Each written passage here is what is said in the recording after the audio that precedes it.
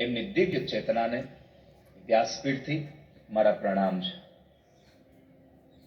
જેમણે ભાગવતને જીવ્યું છે, આંખો બંધ કરીને એ માણસ, એ મહાપુરુષે કથા વાંચી. વડીલોના મુખેથી સાંભળ્યું છે કે ડોંગરેજી બાપા લાલાની કથા કરતા હોય, મારો લાલો કરતા હોય તો આંખમાંથી આંસુ જતા હોય, ક્યારેક ક્યારેક વ્યાસપીઠથી દડી પડે.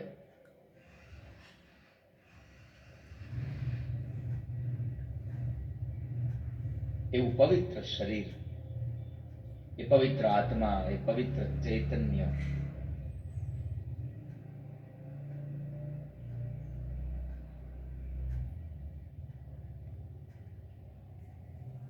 એ બાપાની યાદી આજે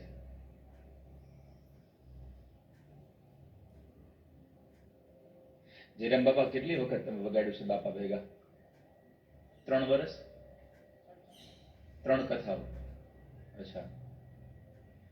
અમારે જયરામ દાદા છે જેમણે ડોંગરેજી બાપા સાથે હાર્મોનિયમ વગાડીને કથાઓ કરી છે.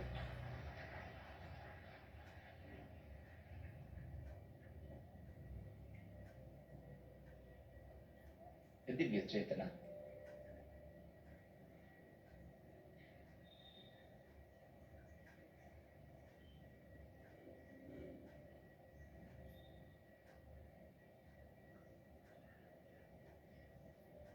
તમે તો ભાઈ ભેગું વગાડ્યું, બાપા ભેગું વગાડ્યું, દાદા ભેગું વગાડ્યું.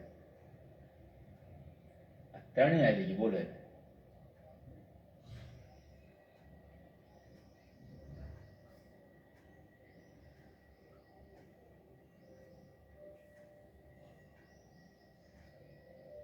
આ એક એવું દિવ્ય સ્થાન છે.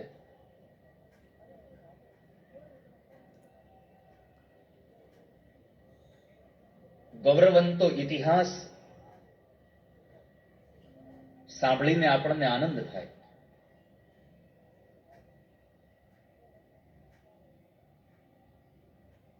મને વડીલો કહેતા હતા કે દાદા, હજી આ બાજુના ખેતરોમાં, આ બાજુની જમીનમાં કઈ ખોદકામ કરવામાં આવે તો હજી પાળિયાઓ નીકળે છે.